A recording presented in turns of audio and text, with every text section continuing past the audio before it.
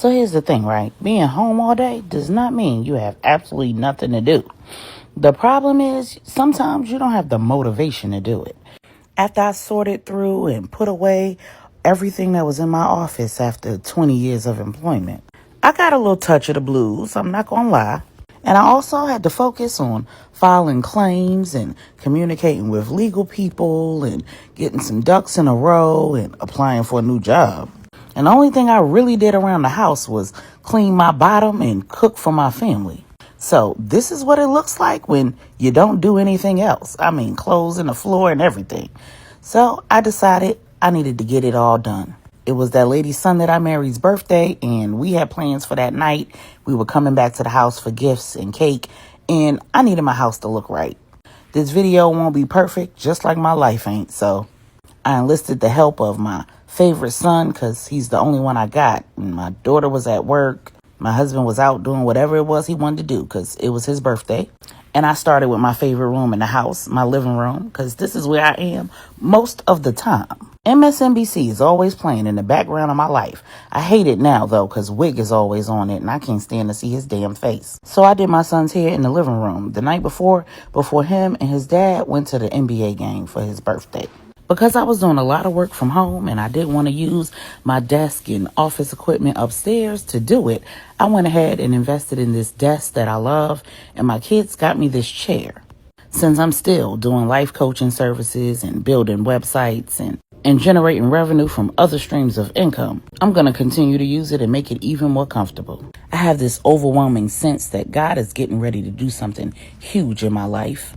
And every time he does, it requires me to clean up, declutter, get rid of things, get new things, reorganize, and just make room for the more. And I began doing that a few months ago. Had I known that I would be unemployed, I would have saved a whole lot of the money that I invested doing that. But no regrets, right? What the devil meant for evil, I know God will use for my good.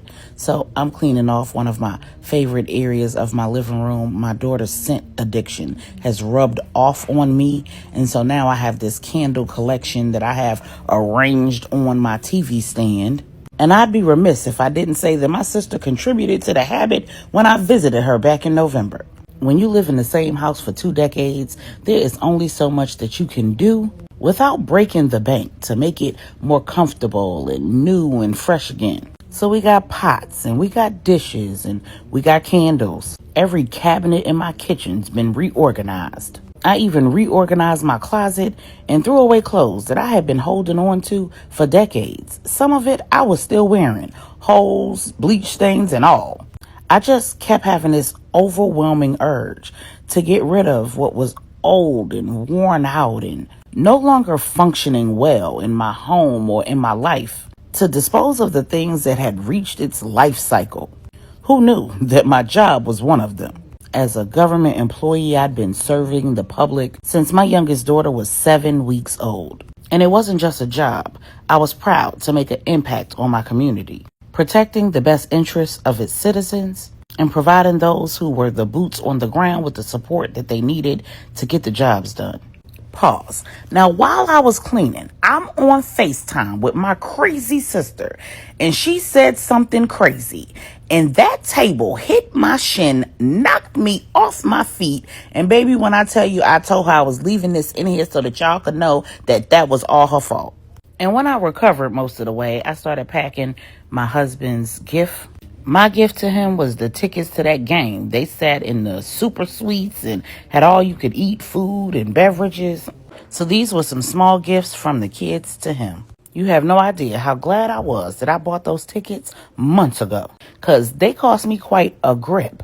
And if I had to get them now, let me know if anybody want my Cash App. Help your girl out. When it's all said and done, I know that what the devil meant for evil, God will absolutely use for my good and his glory. So I cannot wait to be able to tell you all my testimony and share just how good my God is. I know him to be a keeper, a way maker, and a promise keeper. And nothing is too big or too hard for him. Since my living room already has my desk and laptop and monitor, I decided to put my printer on the other side. One of the things I did a few months ago when I had that inclination to organize and upgrade and update was upgrade our home printer.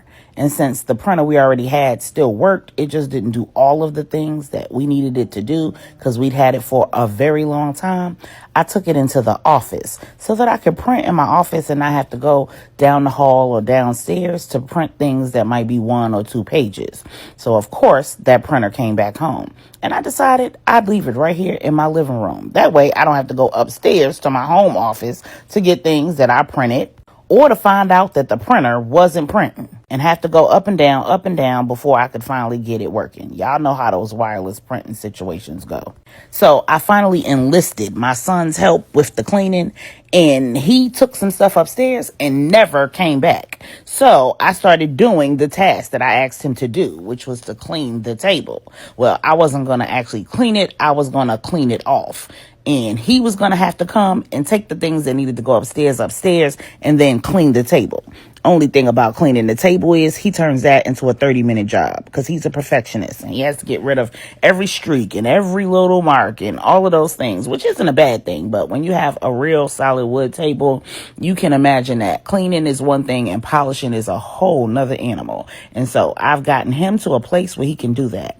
So when he gets married and he becomes that lady's son, he'll be able to contribute more than just money to his household. He'll be able to cook and clean.